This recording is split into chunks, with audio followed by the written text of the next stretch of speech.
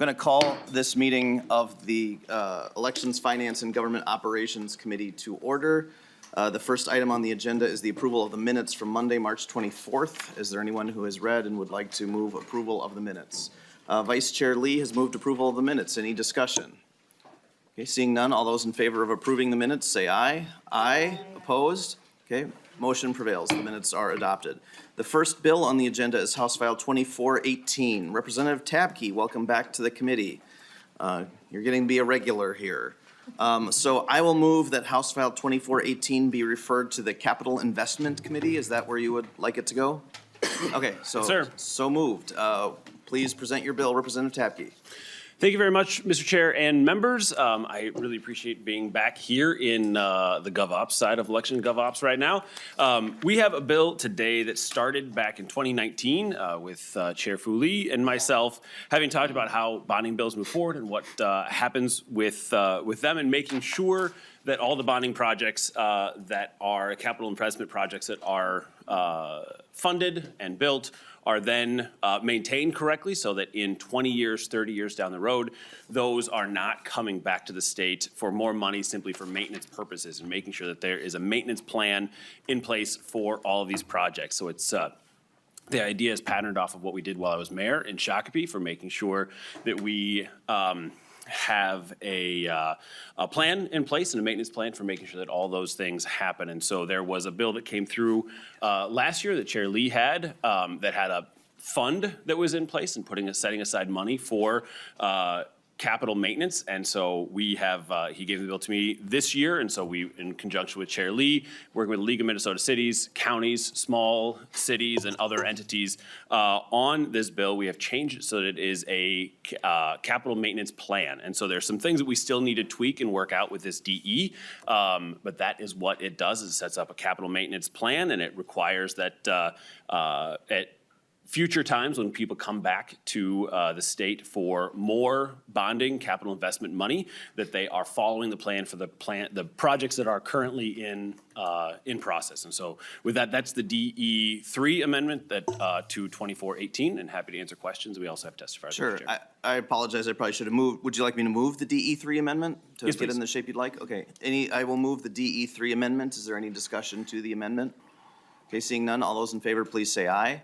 Aye. Opposed? Motion prevails. The amendment is adopted. So to your testifier, welcome to the committee. Please identify yourself and proceed with your testimony. Thank you, Mr. Chair and honorable members of the committee. My name is Bill Reynolds. I'm the city administrator for Shakopee. I've been there for about 10 years.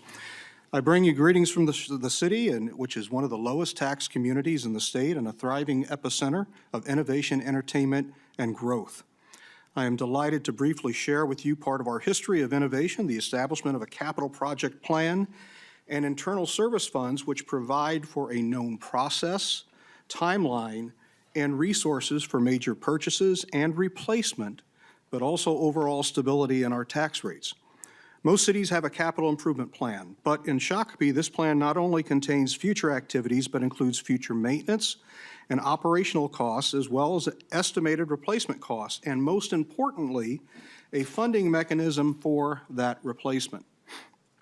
This funding mechanism is encapsulated in 4 internal service funds that are reviewed annually as part of our budget process. All of these funds are financed by internal rental payments paid to each one of these funds by city departments at rates established by the Finance Committee during the budgeting process, with the purpose being to ensure funds are available to replace the items in question. The 4 funds are the Equipment Fund, the Building Fund, the Park Asset Fund, the IT Fund, and these names are pretty bland, but what they have allowed us to do is to have the funds on hand to make any necessary major purchases, replacements that we need without large swings in our property taxes. Imagine you are a member of a city council and you need to replace a fire engine at the tune of approximately $1.5 million. In our case, each 1% rise in property taxes over the last year covers about $225,000, meaning that we would need to raise the tax levy this year about 5.5% just to be able to purchase this needed piece of equipment. This doesn't even begin to address the myriad of other needs of the city. This is a big deal, and that is why many cities put off these decisions after much anguish in the deliberative process. If you do go ahead and approve that purchase, the impact on your residents' tax bills for that particular year will be quite significant. In Shakopee, frankly, it's a consent item. There is no impact on our tax bill because we've already got the funds in place. That, in a nutshell, is why this is such an important process for our city. Having a replacement plan in place with designated funding allows us to do what is required with less. We can buy the equipment, rebuild facilities, parks, trails, and ensure we have up-to-date information technology without the major impact such large actions can have on our property taxes. It also has the secondary benefit of reducing the angst of our elected officials and staff as we try to find ways to pay for things that we may or may not have. We don't have to worry about that. In addition, it is an efficient use of time as well. All of those major discussions on how are we going to pay for that are largely reduced or completely eliminated, allowing us to save our political capital, if you will, on other issues in our community. So let's take a very quick look at these funds. The Equipment Fund was established in 1984 and finances the purchase of large equipment such as cars, trucks, graders, loaders, tractors, and larger lawn mowers and other equipment costing $20,000 or more. The Building Fund was established in 1998 and expanded in 2000 and 2008. It covers the purchase, construction, major reconstruction, and additions to city-owned buildings, including the City Hall, Library, Public Works Building, and police and fire stations. The Park Asset Fund was created in 2007 and finances the updating and replacement of park assets such as playgrounds, trails, courts, major landscaping, and parking. And finally, the Information Technology Fund was created in 2010 and finances the replacement and acquisition of information technology, including computers, printers, copiers, and network items. All of these issues, when they come up before the City Council, already have a funding stream. As you can see, we did not establish all these funds at once, and we have tweaked them over the years. But what they have done for us as a city is to ensure that we have the necessary means to keep up our major equipment and internal infrastructure.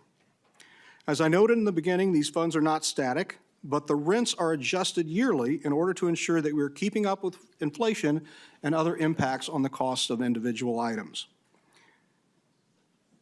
On occasion, but not a lot, the City of Shakopee comes before the legislature and asks for bonding funds. In our case, you can be assured that we will not ask for funds later or for major renovations or replacements of the original. We already have that taken care of.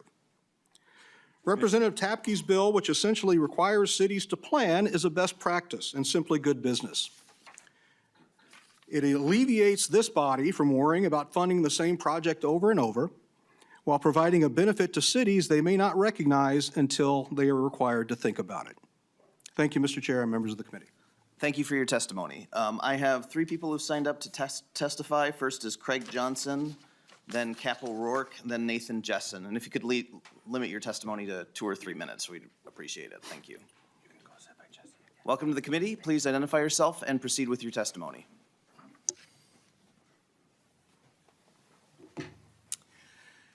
Thank you, Mr. Chair. Members of the committees, my name is Craig Johnson. I'm with the League of Minnesota Cities and honored to be here today to make a few comments on the bill as it is amended.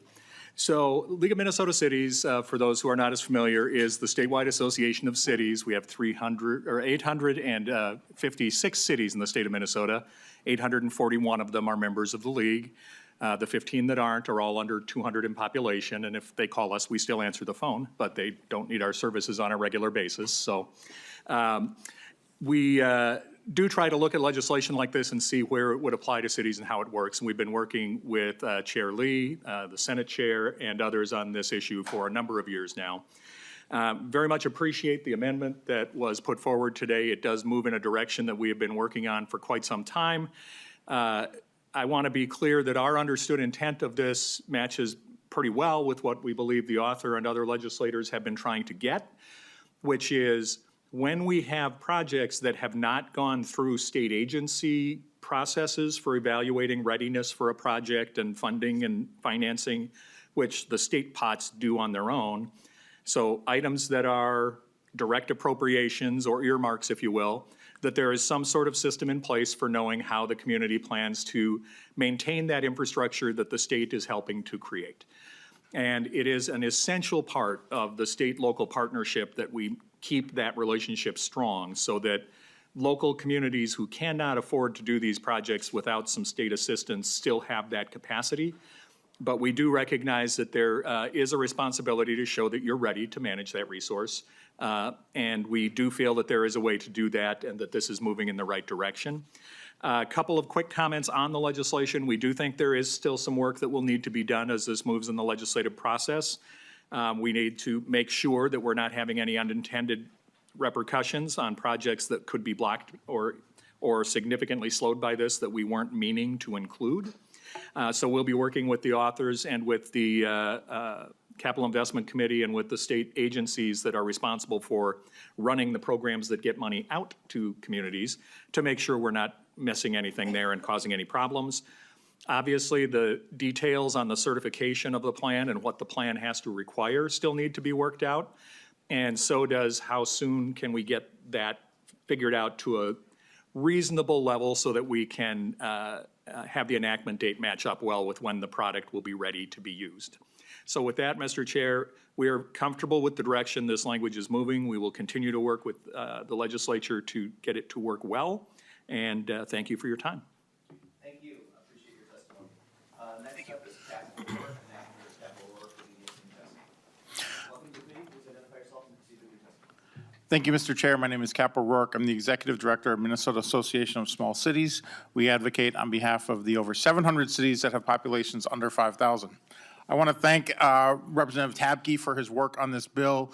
It is a significant improvement over with the DE amendment over the way it originally was. Our biggest concern is a lot of times with small cities are the typical types of capital projects that we use and we see are truly need-based, often wastewater infrastructure, drinking water infrastructure, and the concept of, and we already, by getting these state funds, often already show or establish that we are at the levying limit that the state accepts. So having to originally set aside money was just going to be significantly problematic for a lot of our cities. We support fully the concept of having plans in place. I think, like Mr. Gustafson said, we want to make sure that there aren't unintended consequences. I also want to make sure, on behalf of small cities who often have very limited staff to do all the work of their larger city brethren, that they are able to submit these plans and they are easy enough and workable with the state agencies to do so. But I think we like the way this policy is going now, and I think it'll make for good policies for both cities and the state. Thank you. Thank you. I appreciate your testimony. Next is Nathan Jessen.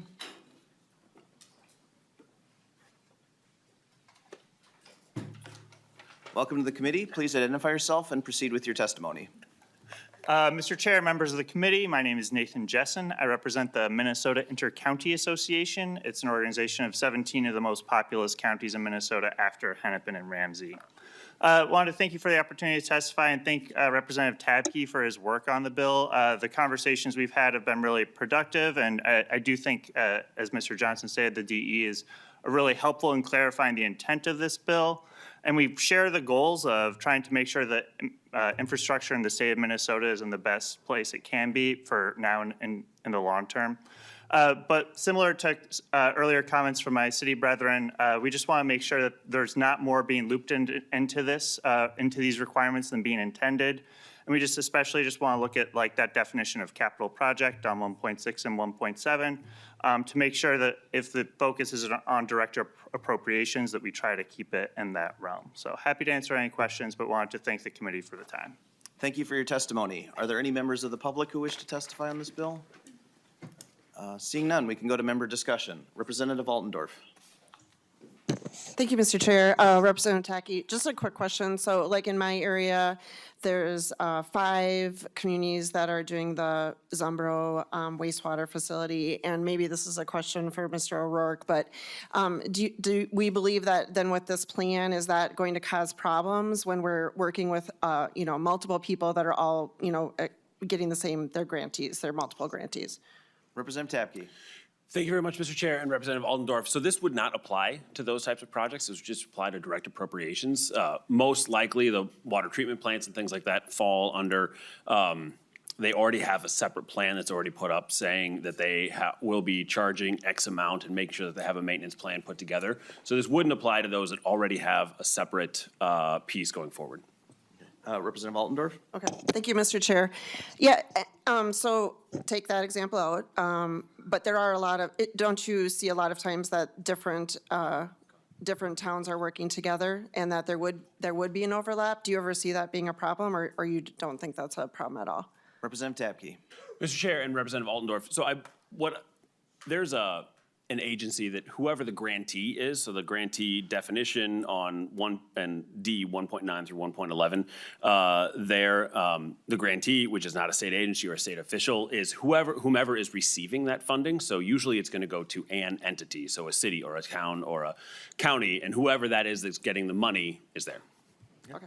All right. Thank you. Any additional member discussion? Okay, seeing none, any closing remarks, Representative Tabke? No, I think this is a really good thing that will help make sure that our state money is getting put to good use when it goes to local entities. Not that it isn't anyway, but we're making sure that that is viable and going well into the future. So I just appreciate everyone's support, and we'll move on and continue to make changes and continue working on this to make it better so that it meets everybody's needs. Okay, thank you. With that, I will renew my motion that House File 2418 as amended be re-referred to the Capital Investment Committee. All those in favor, please signify by saying aye. Aye. Aye. Opposed? Motion prevails. Your bill's on its way, Representative Tabke. Thank you all, I appreciate it. Representative Rehrauer, welcome to the committee. I will move that House File 1209 be recommended to be laid over for possible inclusion in an omnibus bill. So welcome to the committee. Please present your bill. Thank you so much, Mr. Chair.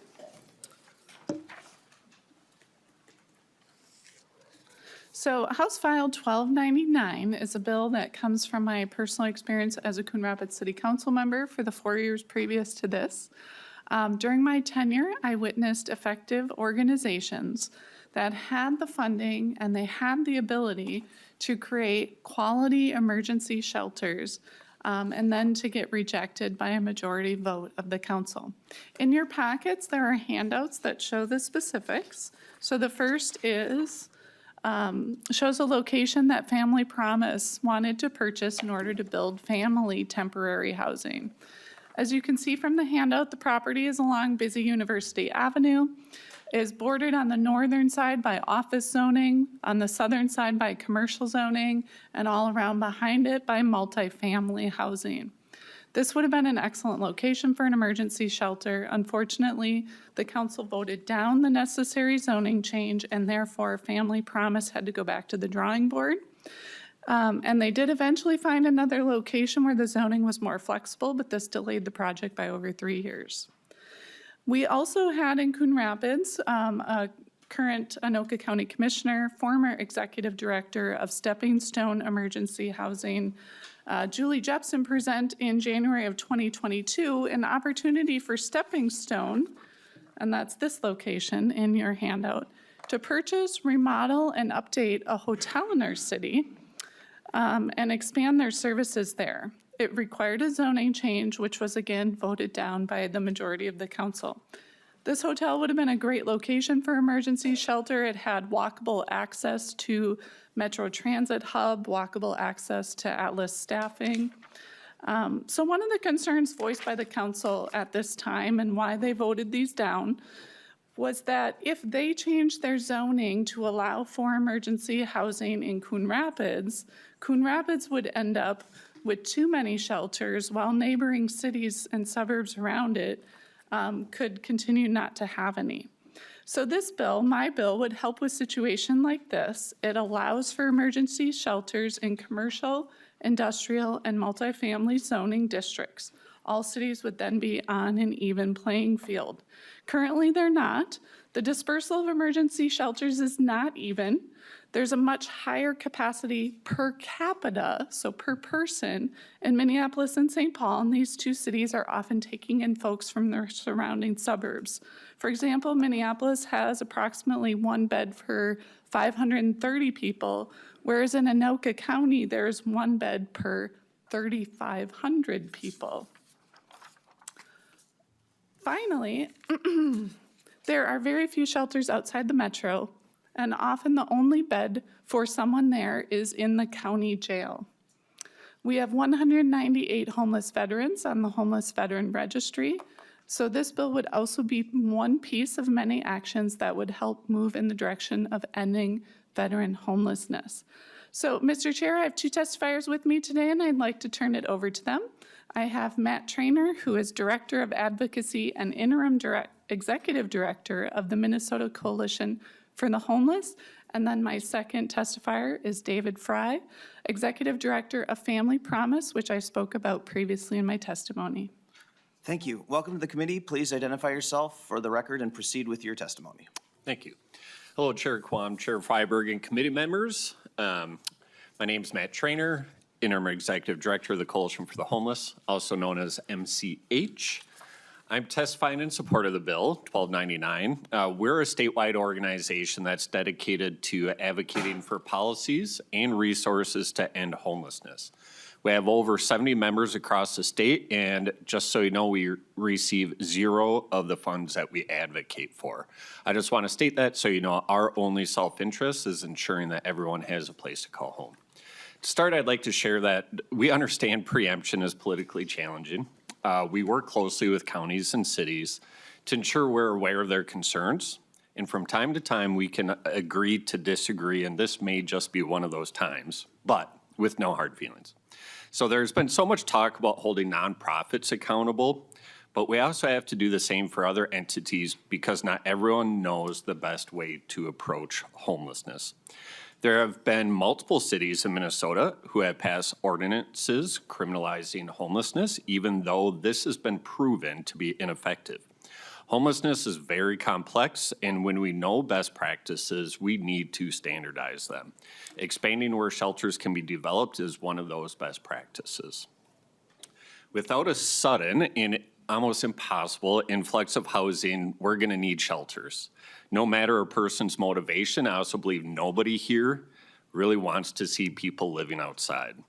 By increasing where shelters can be zoned, House File 1299 will help everyone because you can't ignore, you can't criminalize, or zone out homelessness. Shelter providers are facing significant challenges, which is only getting heightened in our federal and state financial situations. While this bill may seem like it's telling local governments how to do their jobs, it's giving more flexibility for local organizations who are the experts to respond to homelessness by developing shelters at locations they have identified. In 2023 at MCH and our partners, we were able to secure $100 million in shelter capital funding, but there is almost $370 million in requests across the state. And 45% of the funding of those requests were from Greater Minnesota, and 50% of the funding awards went to Greater Minnesota. This just shows that we're facing a crisis in every part of the state, and we need to do everything we can to ensure people are at least able to stay indoors with services provided. Thanks for hearing me. Please support House File 1299 because shelter saves lives and housing ends homelessness. Thank you. Thank you for your testimony, and welcome to the committee. I assume, based on the spelling of your name and the spelling of my name, that you pronounce your last name Fry. That's true, yes. Does anyone ever call you Freitag by any chance? Yeah. You don't have to answer that. Welcome to the committee. Please identify yourself for the record and proceed with your testimony. Thank you, Mr. Chair and committee members, for taking the time today. My name is David Fry. I am the Executive Director for Family Promise in Anoka County. We are a nonprofit organization that has been serving families experiencing homelessness in our community for 15 years. We started as a network of churches who provided the overnight shelter, accommodations, food, and hospitality for families in our community. but saw that that was a very difficult program for families who were experiencing the program and also lacked the capacity that we needed in Anoka County to deal with families who are unhoused experiencing homelessness. To that end, we began the work of looking to create permanent shelter in Anoka County. And so in 2018, when we started the process of finding a location for our family shelter, we quickly discovered there was no straightforward answer on where we could locate space. There was no place that we could go that would tell us where was available and where was not to be able to start working with the local governments to find our place. Further, we found that in many municipalities, this lack of explicit allowance in the zoning code meant that it was a blanket rejection for us to locate anywhere in their city, even though they experienced rates of homelessness that we could have helped. This was a wall that we ran into over and over, trying and failing in 7 different locations over the years to find a much needed space for our shelter, all while the need in our community continued to grow. The shelter need across the state is large, and the zoning hurdle is one of the highest barriers for organizations like ours. Ultimately, at Family Promise, we were able to make our project work by separating out housing from our full-time offices and putting those on adjacent properties, effectively creating a campus model that allowed us to avoid rezoning and special use permits. We are breaking ground this spring on our second phase of that recently, so we're very excited for that. The project has worked for us, and this campus model can work for some, but for many organizations it won't. It could be unworkable for a lot of people that are working with individuals and maybe in other certain situations as well too. It also is something that the zoning issues put us at a disadvantage for many years, while many families who could have been served went unserved over that time. The current zoning in most locations across the state effectively means that shelter is, for the most part, procedurally outlawed. The unsheltered population continues to grow, and if we want to even come close to meeting the need, we need to start to remove the roadblocks that prevent our state's shelter capacity from meeting the needs of Minnesotans. A statewide change would simplify the process for each city, in my mind.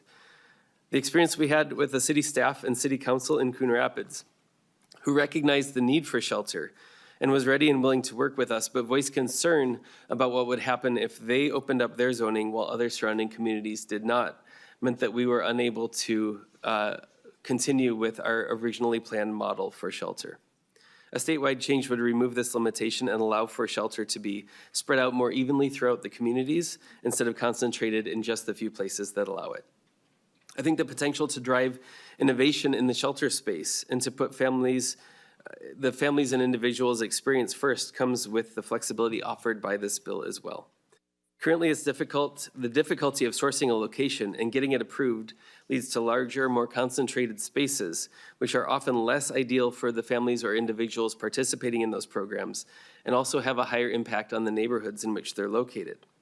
This change could allow for much smaller, community-oriented spaces that would offer better outcomes for the participants of the programs and a much lower impact on the communities.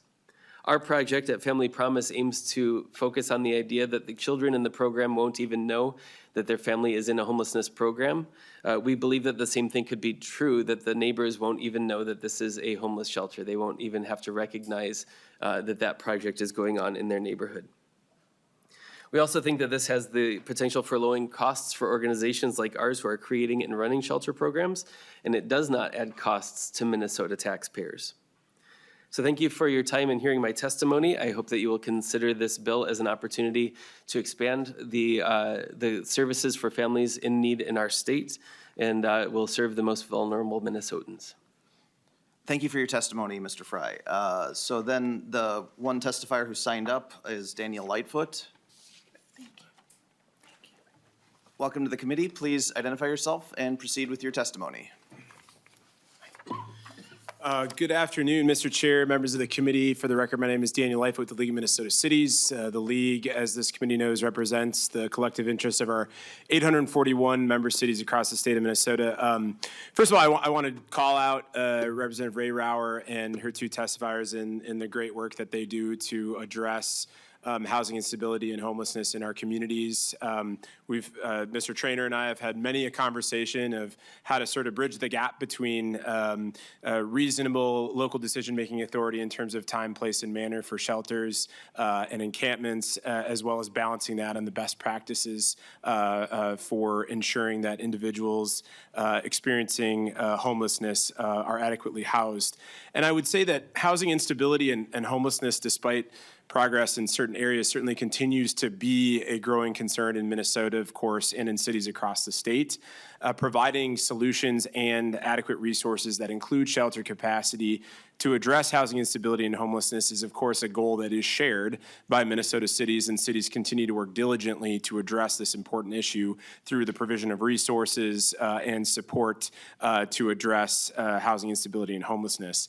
While the policy priority of providing more shelter capacity and availability is certainly a shared priority of the league and cities across the state, we do have a few concerns with House File 1299, primarily around local land use planning and zoning authorities and how they are used to balance land use desires of all residents and property owners and to preserve city ability to protect public health, safety, and welfare. In its current form, House File 1299 oversimplifies how cities help site and support emergency shelter facilities in areas that allow for the best outcomes for the residents in need of shelter, namely access to amenities and services, including transit and other services.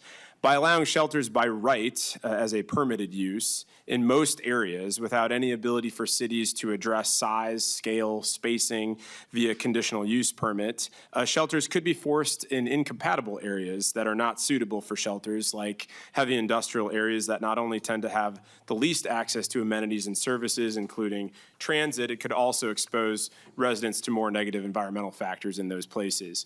Additionally, the current bill language in House File 1299 includes a definition of emergency housing facilities that is very broad and includes no reference to the type, services provided, size, or scale of facility, including any parameters around number of emergency housing units on site, and seems to encompass all possible types of emergency housing facilities, which vary widely and shape how cities ensure the health, safety, and welfare of residents, both in emergency housing based on the type and location of emergency housing.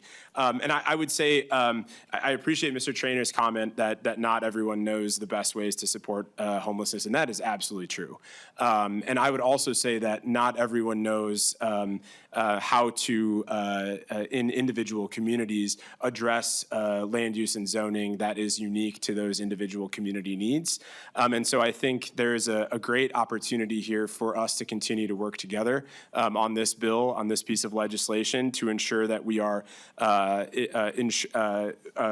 balancing the needs of the shelter capacity needs in this state, with also ensuring that those shelters are sited in areas that make the most sense to have the best outcomes for residents in those communities. Thank you, Mr. Chair. Members, happy to stand for questions as well.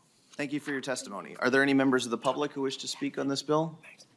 Okay, seeing none, we can move to member discussion. There's also an amendment. I don't know if somebody would like to offer that. Representative Davis, looks like you're offering the amendment. Thank you, Mr. Chair. I would like to offer the A1 amendment, and thank you, Mr. Lightfoot, for your testimony. It fits very much with this amendment. And I thank you, Representative Rehrauer, for bringing forth a bill that helps address the issues with homelessness. We also want best practice health and safety standards to come alongside with this legislation. And so, Mr. Chair, the A1 amendment just allows the creation of a conditional use permit or a special use permit to ensure proper maintenance and operation of a facility. It simply copies language that's already exists in the current subdivision, and that is my amendment, Mr. Chair. Thank you, Representative Davis. Representative Rehrauer, did you have any comments to the amendment? I do. So currently, nothing in my bill would overrule the city safety, city occupancy, nor the city codes that relate to any of those things. So building codes would still apply, safety codes would still apply. If there were safety concerns, city inspectors could still have access.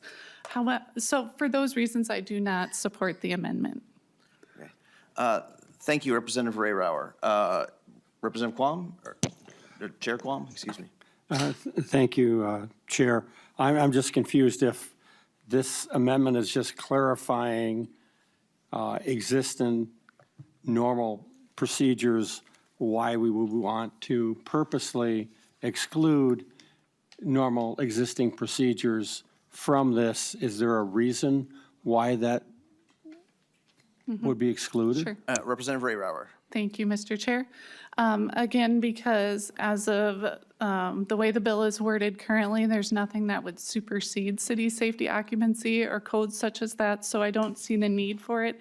And the way the language is written, it says a city may request the special use permit, which basically means that they could choose to vote down and deny that special use permit. So we'd end up back in the same place where we are now, where a city council could just vote it down, just like they did with these other projects. And that just leads us back to the same place where we're not getting emergency shelters built. However, if I can take 30 more seconds, I do very strongly want to work together, and I would love bipartisan support for the bill, and I am very happy to work on amendments that wouldn't change my intent of the bill. So things that, was it Mr. Lightfoot, is that right? Mentioned, including, let's say you want to exclude heavy industrial, or maybe there's concerns about, would this apply to neighborhoods that are townhomes too, or is it only high-density residential? So if we wanted to clarify that, there's plenty of work we could do, and I would love to work together with you to amend it in a way that would be feasible for you. Thank you, Representative Rehrauer. And Chair Quam, the bill is being laid over too, so happy to continue to work with Representative Rehrauer and any member on this side who would like to. Representative Davis. Thank you, Mr. Chair. I'm wondering if we could just get House research to clarify, because my understanding is that the language from the current subdivision would not apply to this new proposed legislation. Ms. Griffin, is that something you're able to weigh in on? Chair Freiberg and Representative Davis, you're asking about the language of the amendment and where it's coming from? Am I understanding the question correctly? Representative Davis. Mr. Chair, yeah, we took the language from the amendment from the current subdivision 8 in statute. If you have that before you, it starts out, a township, municipal or county zoning authority may require conditional use or special use permit in order, ... Are you familiar with that language? Ms. Griffin. Chair Freiberg and Rep. Davis, yes. So the language that this amendment is modeled off of is specific to a provision in section 462.357, subdivision 8, that it applies to state licensed residential facilities that serve a certain number of people, or licensed daycare facilities. And then the language was pulled from that subdivision, put in the amendment, and then specified to apply to the emergency shelter facilities. Representative Davis. Yes, so, Mr. Chair, Representative Rehrauer, to me, it would make perfect sense to add in this language to the legislation that you're trying to add here. Thank you. Yeah, just to comment on it, I'm not, I am concerned that this kind of goes against the intent of the bill that Representative Rehrauer mentioned. Personally, I'm not comfortable supporting it at this point. I do think this is language that can be worked on. I know Representative Rehrauer is very open to working on it. I know you're a former council member yourself, Yes. aren't you? So you're very familiar with how these work. I'm not sure it would get support on my side at this point. Did you want to go forward with a vote on it, or just, okay. Are any additional member discussion? Okay, all those in favor of the A1 amendment, please say aye. Aye. Opposed? No. No. The motion does not prevail.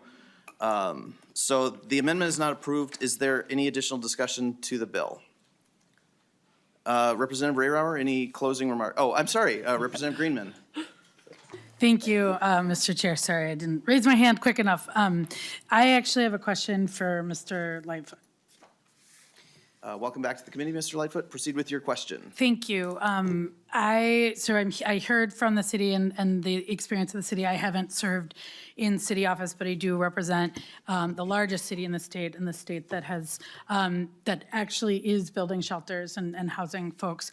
I'm wondering if you know how many cities in Minnesota don't have shelters for folks who live in their communities. Yeah, Daniel Lightfoot. Mr. Chair, Representative Greenman, I do not have that specific information on hand. I would note that there are a lot of cities, both within the 7-county metro area and outside the 7-county metro area, that have contributed significant resources both in addressing shelter capacity in their own individual communities and supporting organizations that provide services and resources to unhoused individuals to try and address homelessness concerns in their own individual communities. But I can certainly try to get back to you on sort of the overall footprint of shelters in this state. And, you know, nobody, including me, is disagreeing that we don't need more. We absolutely do need more shelter capacity. I think the concern is in terms of where shelters are sited. There are considerations when you open up all zoned areas in a city as a permitted use.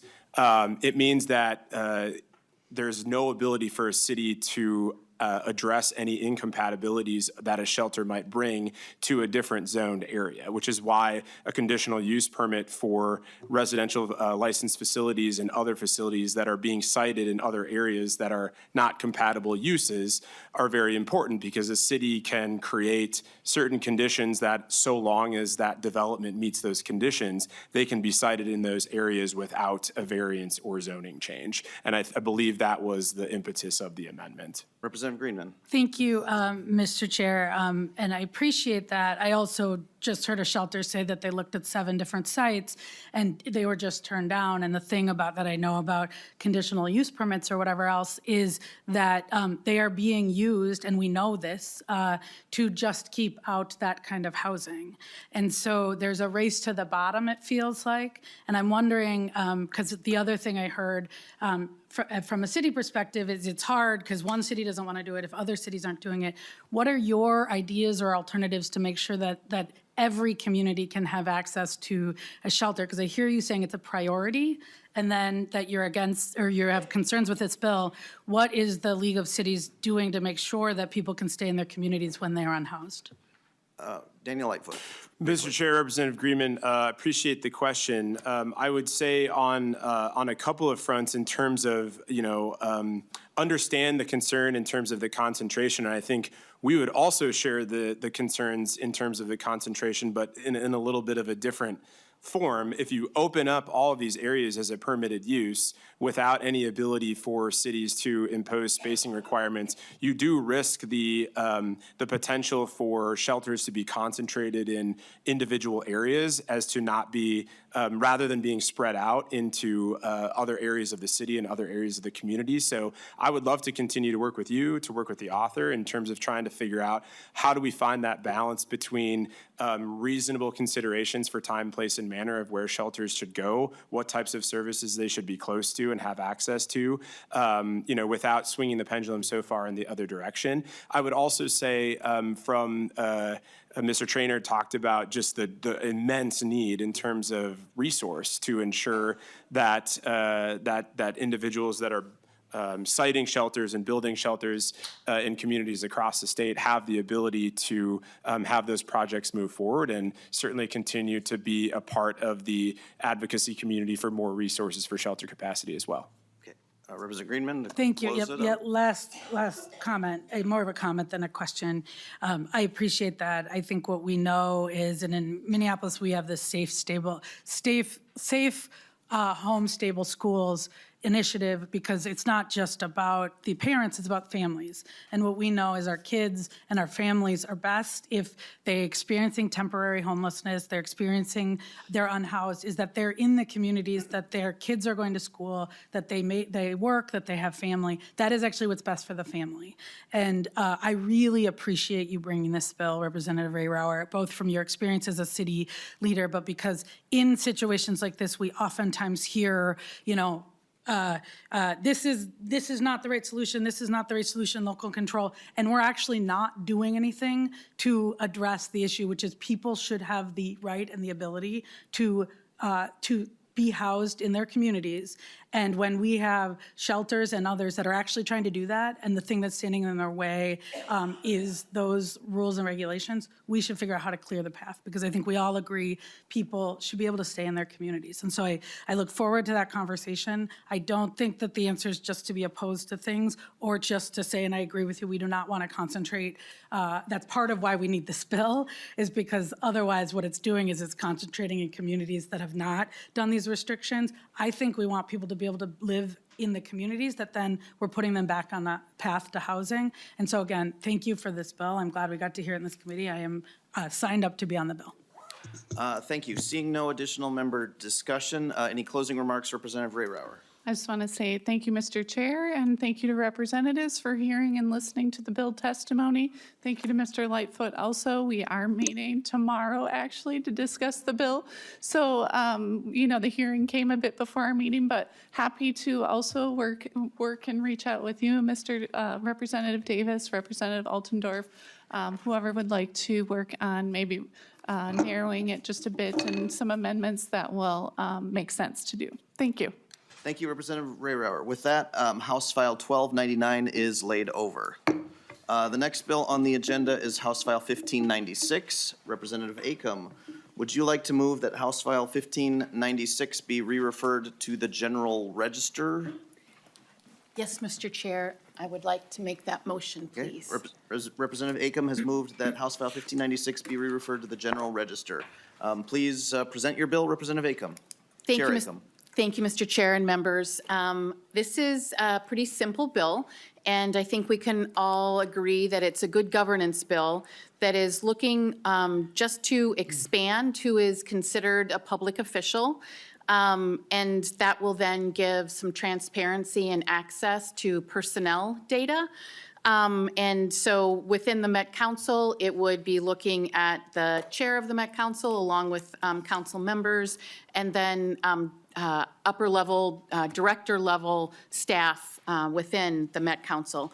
And so with that, Mr. Chair, I'd like to turn it over to my testifier. Welcome to the committee. Please identify yourself and proceed with your testimony. Great. Thank you, Mr. Chair and members. My name is Judd Shetnan. I am the Government Affairs Director at the Metropolitan Council, and I want to thank you for hearing this bill today. And thank you to Representative Acomb for carrying this bill. This is a Met Council initiative. What the council is seeking to do here is to seek transparency and consistency with the Minnesota Data Practices Act.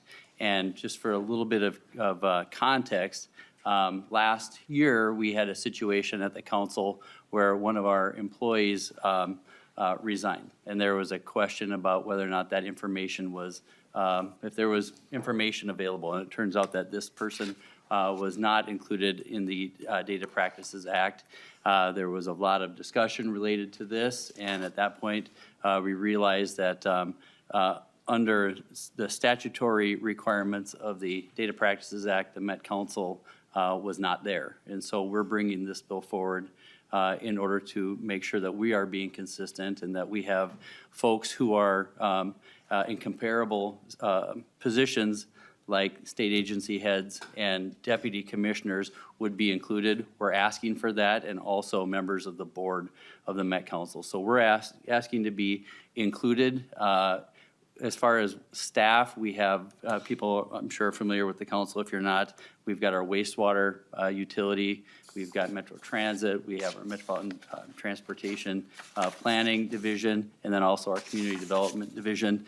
This bill will also apply to the chief of police at Metro Transit, and also our chief operator for the OEEO, or Employment Equal Opportunity Office.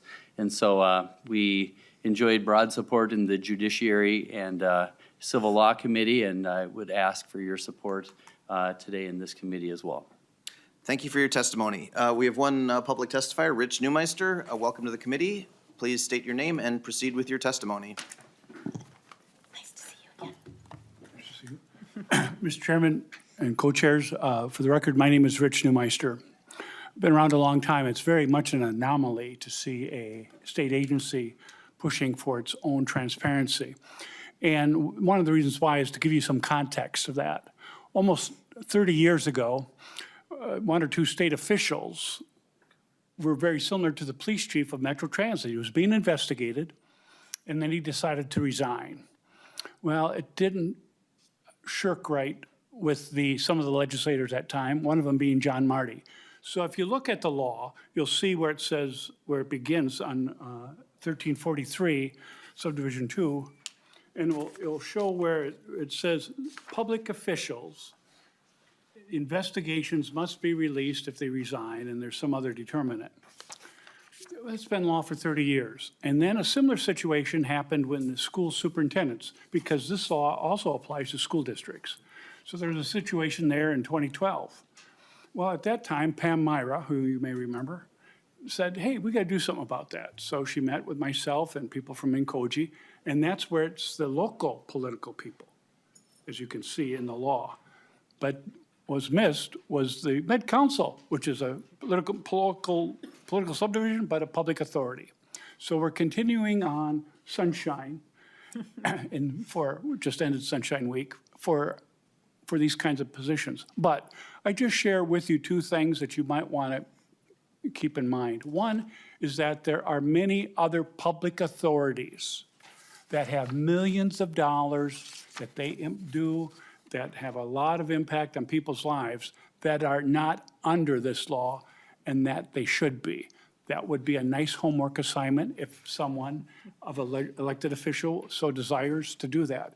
The other one, you have a similar bill in your committee now that, Mr. Chairman, as I spoke with you about earlier. It's House File 1917. And if you look in this same law, this was done 12 years ago, there were caps on cities and counties.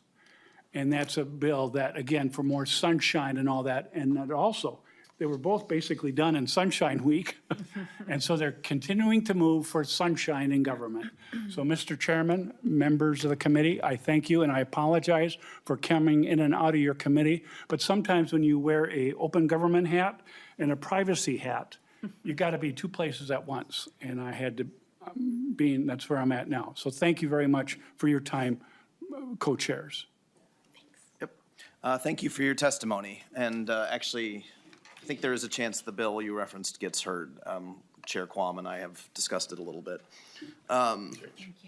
So is there any member of the public who'd like to speak on this bill? Okay, seeing none, any member discussion? Well, it seems pretty straightforward. It's a good bill. I'm a co-author. As Mr. Newmeister said, I think it is pretty remarkable that there's a public agency asking for more public scrutiny, so I applaud the Met Council for doing that. Chair Acomb, do you have any closing remarks? No, I just thank you for the opportunity to present the bill today, and I ask for your support. Thank you. With that, I will renew the motion that House File 1596 be re-referred to the General Register. All those in favor, please signify by saying aye. Aye. Opposed? Motion prevails. The bill is on its way. Thank you. Thank you. Representative Lee. That's not mine. Would you like me to move that House File 2361 be re-referred to the General Register?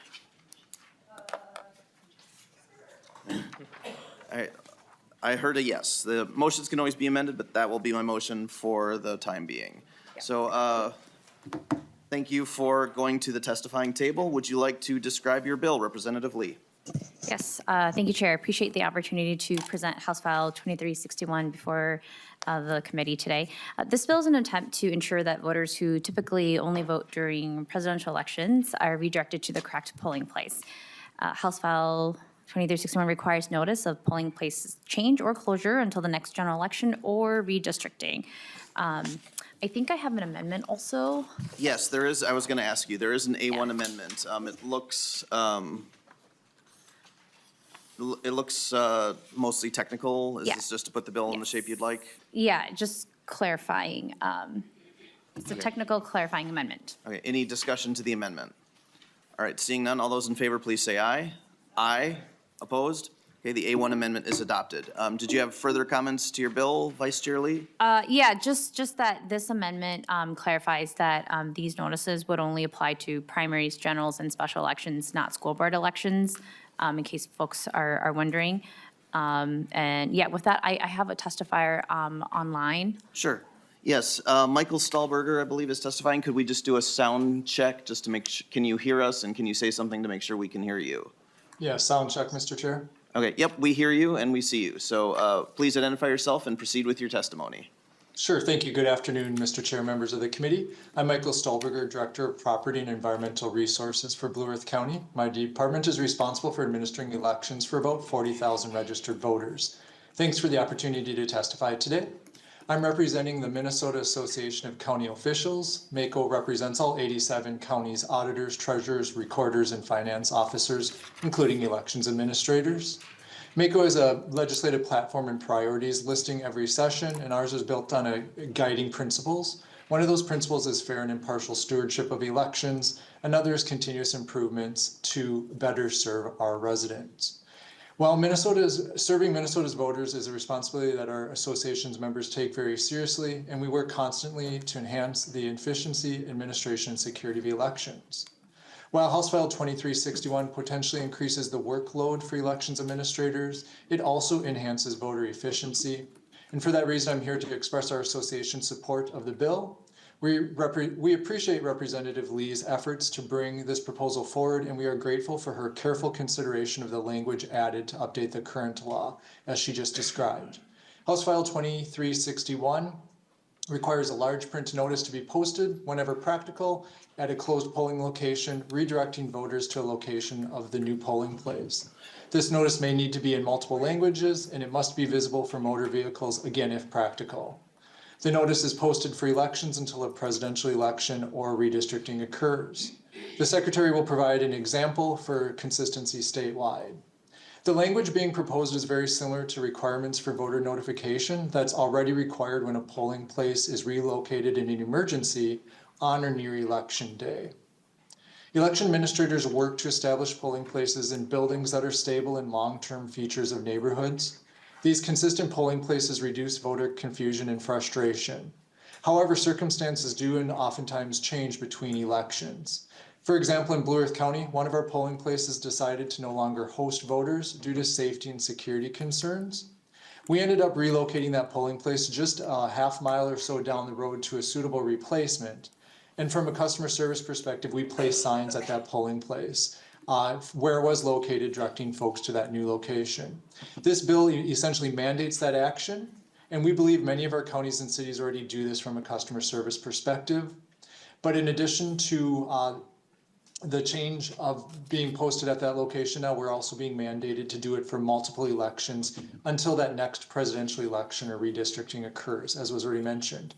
This is the part that creates additional workload at a time when the election administrators are the busiest. However, we understand that not every voter votes in every election, right? And so we want to ensure that voters are going to see that sign at multiple elections leading up until that next presidential election when we do see our highest voter turnout.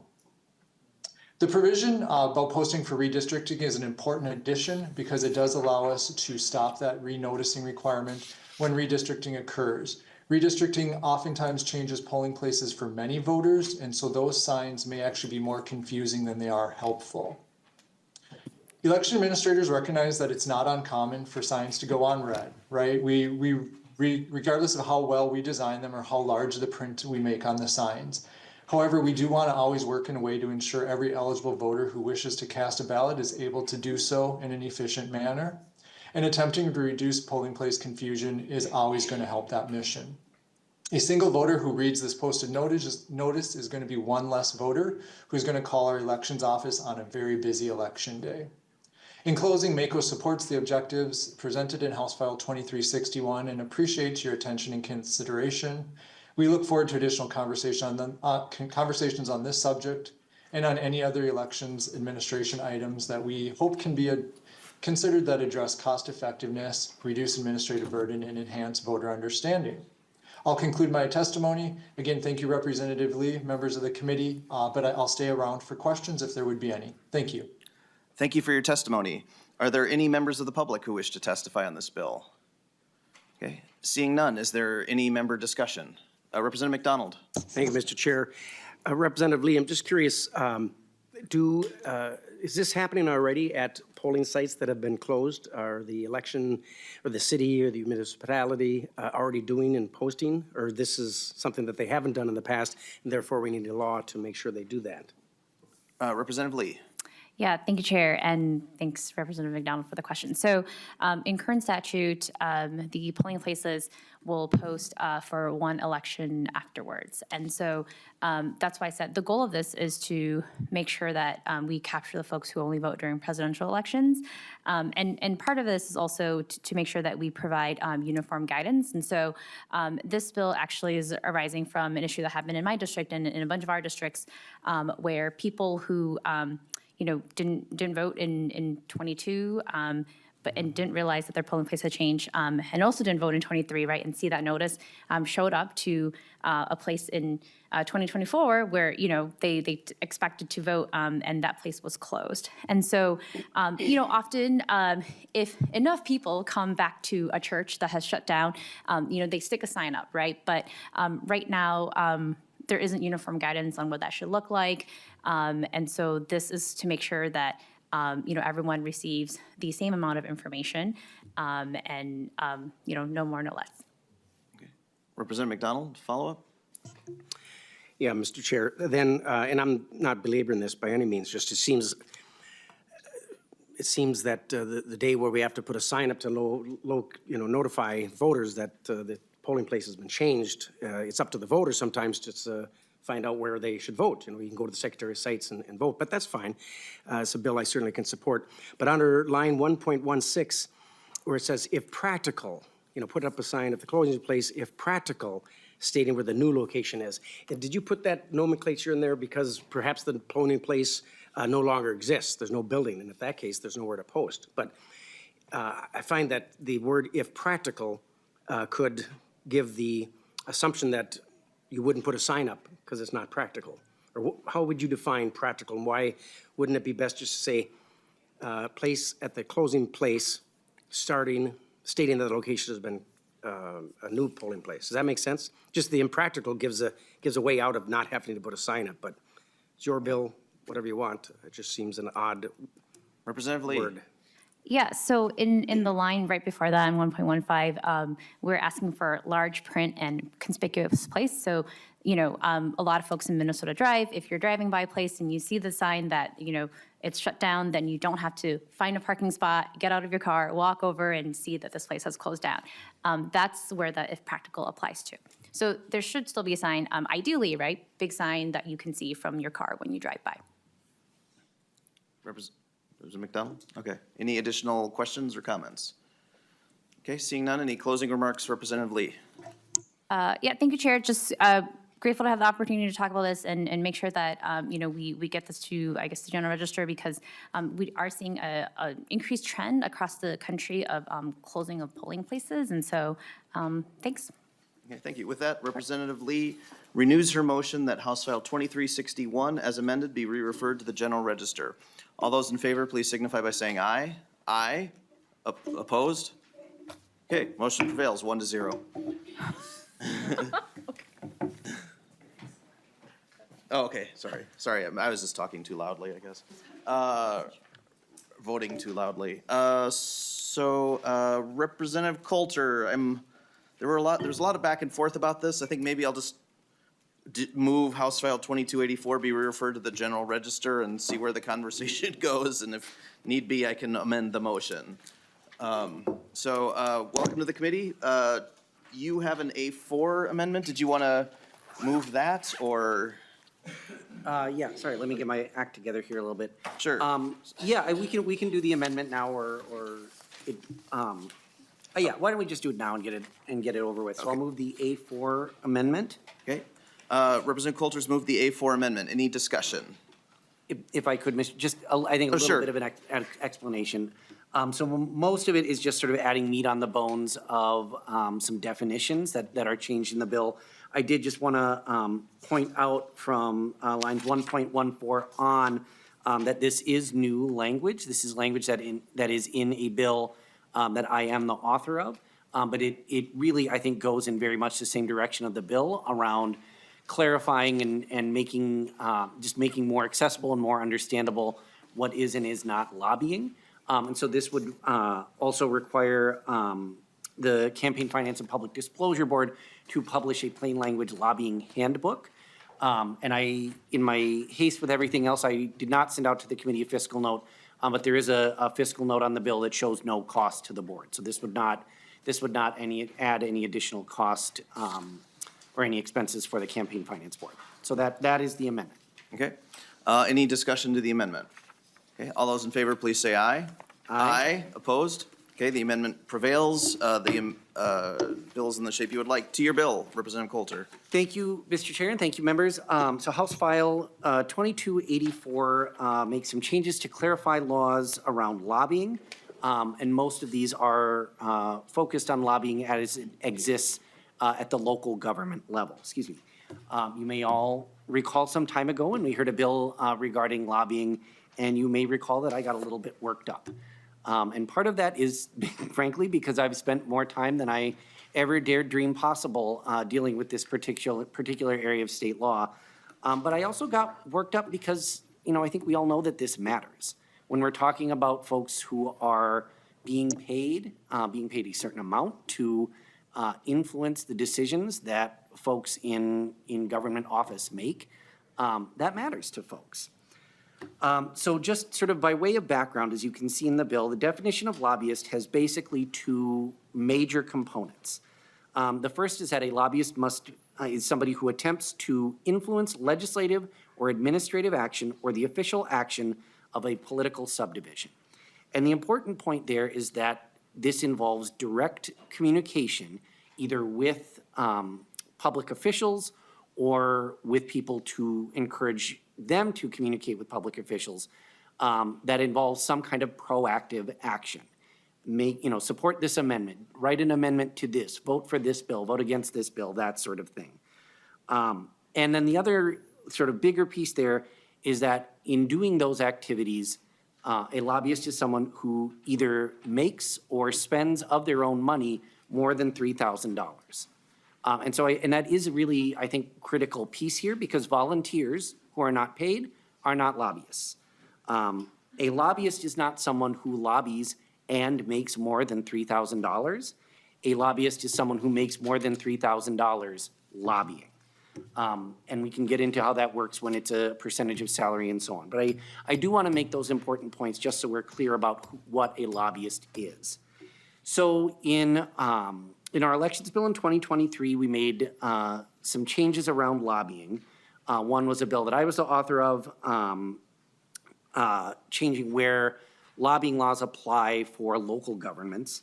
And we also added a definition of what it means, what an official action of a political subdivision is. And following that, there was a sort of mass realization of how lobbying laws apply at the local level. And I think also probably a bit of realization that folks who were lobbyists at the local level, but just didn't know it, probably should have registered. And so the following year, we made some clarifications. We delayed certain filings with the Campaign Finance Board, and we commissioned a study from the Campaign Finance and Public Disclosure Board on those interactions and what changes in law may be necessary to further clarify and really get at the intent of what it means to be a lobbyist. And the bill that we have before us, with a few tweaks, pretty much consists of those recommendations from the Campaign Finance Board. So just briefly, it adds a definition and clarification in law for what it means to be an expert witness. It specifies that as long as this expert witness testimony is limited to public meetings or made available to the public, that they are not lobbyists. It clarifies that what I think already was the case, but was under some confusion, that local government staff that communicate with other local government staff are not lobbyists. It adds some additional municipal corporations that would be bodies that might require someone to register for lobbying. Most of these are special taxing districts, so bodies that have the authority to levy mostly property taxes, and other bodies that have the authority to enter into contracts, so bodies that could authorize the exchange of money. And then it also does streamline some language in the definition of what it means to be a public official and what it means to be a local official, so that there is not, or to hopefully reduce confusion around who is which, and that's mostly around the specifics of who has to file economic interest statements. So that is sort of the nuts and bolts of the bill. Happy to engage in the conversation. Okay, thank you. I don't have anyone who's signed up to testify. I see Mr. Sigurdsson's here. I imagine he could be called on if there are questions. Is there anybody from the public who would like to speak on this bill? Okay, seeing none, any member discussion? Representative Greenman? Thank you, Mr. Chair, and thank you, Representative Coulter. I know that this has been yeoman's work all summer, and I mean, before all summer, but I know there's a set of meetings that the Campaign Finance Board did, and those are just the public ones. I'm sure you've done a lot of work on this. I had one place that I talked to you and the director about that I think I am hoping to either offer, I want to say it to the group, maybe just a simple oral amendment, but just to clarify the language on 3.2, that starts on 3.2, which says if communication occurs at a public meeting or is made available to the general public. And I asked, well, how would you make it available to the general public? And I think the intent, and from what I heard, the conversations leading up to this language were making it available, like written testimony at that public meeting. And so I think just to clarify, and because we oftentimes hear in this space, like more clarity is good. I am wondering, one, if you would be amenable to adding after the period to at the public meeting or at a public meeting. Just to clarify, I think that was the intent. We say at the communications occur at a public meeting or made available to the general public at a public meeting. See, I imagine if we were to do this, the first step would be to get House research, since there was no amendment offered, submitted previously, we'd get House research to state the amendment, just to make sure we're clear on what it says. Then I'd want to confer with with Chair Quam, just to make sure it's okay with, I'm sounding like it's okay, he's indicating it's okay, but we can revisit it if necessary. I guess maybe Representative Coulter, is this? Yeah, thank you, Mr. Chair. That certainly is the intent of the language, and I think I might have written it differently to make it clearer, but I think that's certainly the intent, and I would certainly accept that. Okay. Mr. Gehring, are you clear about what the intent is, and could you state the amendment just so we're all so we and the public understand what's being discussed here? Sure, Mr. Chair. So as I understand it, the proposed oral amendment would be on line 3.3 of the bill after public, insert at a public meeting. So that whole last clause there would read, if the communication occurs at a public meeting or is made available to the general public at a public meeting. Okay. Representative Greenman, does that meet your goals here? Yes, it does. Okay. I'm sorry, Mr. Chair, I had a hard time hearing. Could Mr. Gehring repeat himself?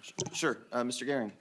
Mr. Chair, committee members, so the proposed amendment is on line 3.3 of the bill. After the word public, insert at a public meeting. Okay, any comments from anybody? Okay, I got a general nod from Chair Quam that it was okay to move forward with this. So I guess with that, I will, all those in favor of the. Mr. Chair? Yes, Representative McDonald. Thank you, Mr. Chair. Sorry to interrupt you. Would it be okay? I'd like to make a motion for a roll call. What? Oh, yes, I'm sorry. On my oral amendment? My apologies. We could do a roll call on the oral amendment if you like, Representative McDonald. That's what you get for paying attention to multiple bills at a time, right, members? Yeah. No, I'd like to make a motion to send this to government ops. We are government ops. Wait, what is my motion? We need to vote on the I'd like to make, I need to go to the document. What is? Representative McDonald, would you be Oh, okay yes. if we voted on the oral amendment that Representative Greenman offered first, and then we can revisit the motion? Yes. I think you might be telegraphing what you're intending to do later. Mr. Chair, that is the correct. Okay, all right, so this, with the motion is to the Greenman amendment that adds the words "at a public meeting" on line 3.3. Any further discussion to that amendment? Okay, seeing none, all those in favor, please say aye. Aye. Opposed? Okay, the amendment's adopted. Would you like to call for division or anything? Mr. Chair, are you, Okay, can you embarrass me a little bit more, Mr. Chair? no, that's, I would never do such a thing, Chair McDonald. So is there any further discussion to the bill or the amendment, or any, say, motions that anyone would like to make? Okay, I'm not seeing any. Mr. Chair. Yes. Yes, we have several committees, state gov, and then you have state ops, state government. So I'd like to make a motion to send this to state gov. State government finance. Finance. Okay. So I guess would this be a motion to amend my motion to re-refer? So the initial motion was to send to the general register. This would be a motion to amend the motion to send it to state government finance. Is that accurately state? Mr. Chair, that is a very accurate statement. Okay, so Representative Coulter, I mean, I know there have been, we have had some, my understanding is the, Chair Nash, I know, had a bill dealing with lobbying. From what I understand, that did subsequently get referred there, but Representative Coulter, I know you had, did you care to speak to this motion? I feel like there are some other bills dealing with lobbying that didn't go there, and I'm still trying to figure out when bills need to go there. My assumption is that this committee handles issues related to lobbying. We have jurisdiction over the campaign finance board, so I'm not aware that it needs to go there. Did you have any thoughts on that? Yeah, thank you, Mr. Chair. So my understanding, and I did also, I have not had a chance to speak with Chair Nash, but I did have a chance to communicate with Chair Cleaborn, who does agree that this bill does not need to go to state government finance. The jurisdiction of this committee covers the entirety, I believe, of Chapter 10A, which is the Campaign Finance and Public Disclosure Board. This entire bill is under Chapter 10A. I have had, in fact, a couple of other bills relating to lobbying, including the one that we amended onto this bill that were initially referred to state government finance. And when I communicated with Chair Nash, he told me that they did not need to be heard in state government finance, and we referred them to this committee. Again, I haven't had a chance to speak with him, so I don't want to put words in his mouth. My understanding is that the decision to send his bill to state government finance was at his own request. I do not believe this does need to go, for those reasons, I don't believe this does need to go to state government finance. But I guess I would just say I would not support the motion. I don't think it's a necessary stop, given this committee's jurisdiction. Representative Altendorf or Representative McDonald, did you want to respond to that first before I call on Representative Altendorf? No, please call on Representative Altendorf first. Okay, Representative Altendorf. Thank you, Chair Freiberg and Representative Coulter. I know you talked to me about this yesterday, and I was not aware of it. But since your bill and Nash's bill is very similar, and his was referred to state government, then that would be our recommendation that both of these are referred to that same committee. Okay. Well, I'm just trying to decide what was appropriate here. I mean, I know you can't ask a member how they would vote, but I am trying to figure out, I think it would be, what's that? I feel like it would be better, I want this bill to continue. I don't want it to fail in this committee. So, Chair McDonald, how strongly do you feel about the motion, I guess? Thank you, Mr. Chair. Well, in speaking with Representative Nash at session today, he was asking us to see if we would, if you'd be so kind to have this re-referred to government, state government finance, and that is why. So Representative Coulter, because the other bill also went to state government finance, he thought that this would be also a good stop. And I understand as an author, yeah, you'd like to get it right to the general register. We get that. I don't think this should delay it much by going through his committee first so it can be discussed. Ultimately, it's, we'd like your cooperation and vote on it, Mr. Chair. But I think it would be in good prudence that it went through his committee as well. And Chair Nash, who worked so hard, did request it for us to ask that request of here. And with that, I'd like to ask for a roll call on that. Representative Coulter, it is generally the purview of the chairs to request bills, so I think it might be prudent in this case. I'm a little confused as to the jurisdiction myself and which bills need to go there, but I feel like it might be prudent to send it there if Chair Nash has indeed requested it. So, your thought, did you have? I guess I would say that I'm a little bit frustrated that Chair Nash did not approach me about my own bill. I would have been happy to have that conversation with him. As I said, I didn't have an opportunity to connect with him. I did, again, connect with Chair Cleavorn, who is his co-chair, and she told me specifically that it was not in the jurisdiction of that committee. That to me suggests there's perhaps a disagreement between Chair Nash and Chair Cleavorn about that. I mean, I understand the dynamics of the committee, and I appreciate that you want to honor the request of Chair Nash. As I said, I don't believe this bill does need to go to the State Government Finance Committee. This bill lies, like I said, entirely within Chapter 10A, which is the Campaign Finance and Public Disclosure Board.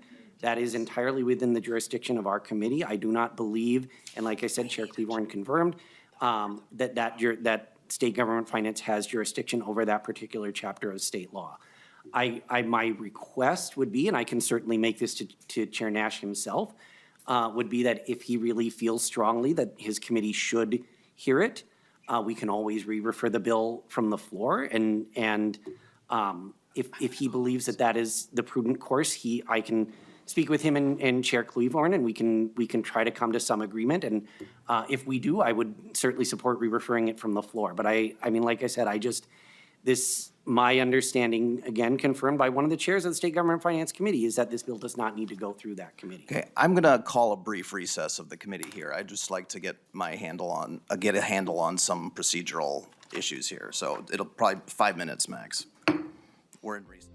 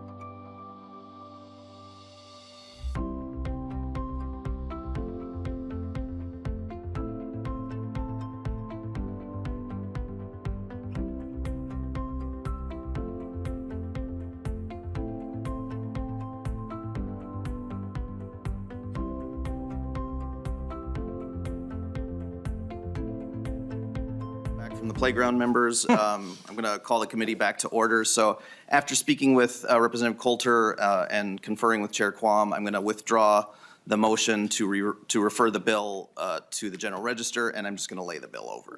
So the bill is laid over. Thank you, Representative Coulter. There are two other bills on the agenda. They are both mine. Actually, I think, so I expect discussion to be brief, although after that last one, who knows? Yes, Chair Quam. Thank you, Mr. Chair. And we do have permission for a room this evening if these controversial bills take too long. Okay, all right. I'm game if you are, Chair Quam. Just 1 second here. So House File 20, I'm just going to present them from up here, I think, rather than drag this out. So House File 2595, I think I will move that one to the general register. Who knows? Maybe there'll be a motion to refer this one somewhere else. So this was heard as part of the Secretary of State's bill. The bill provides, this version of the bill provides flexibility to allow election judges to initial either side of the ballot instead of ahead of issuing a ballot to a voter. The existing statute hasn't been updated since 1981 when we used several multicolored ballots. We deleted the word all, so the backs of all are struck. In the author's amendment, it makes clear that the allowance is to assume that the total of the prepackaged ballots is correct, still stands, and that election judges should initial ballots as they go. Yeah, it might need some tweaking of language, but I think it's pretty non-controversial, and I know Nicole Freeman from the Secretary of State's office is here if there are any questions. Are there any questions to this bill? Okay, seeing none, I don't think I need to have any closing remarks, so I will renew my motion that House File 2595 be referred to the general register. All those in favor, please say aye. Aye. Opposed? Motion prevails. Thank you. Then House File 2596. So thank you. This is, not only do we have recess, but there's also notes getting passed around. So it's like elementary school in many ways. So House File 2596. Chair Quam, I was thinking it might be good to have a bill in the Ways and Means Committee. What would you think if I move to refer this one to the Ways and Means? Thank you, Mr. Chair. I think that they are underworked at this moment, and it'd be good for them to have a little more activity. Okay, sounds good. So this was also heard as part of the Secretary of State's bill. It updates the deadline to conform with the 84-day requirement throughout statute for when a county board must adopt a resolution to call a special county election question. So Nicole Freeman could discuss this if there are any questions as well. Are there any questions to this bill?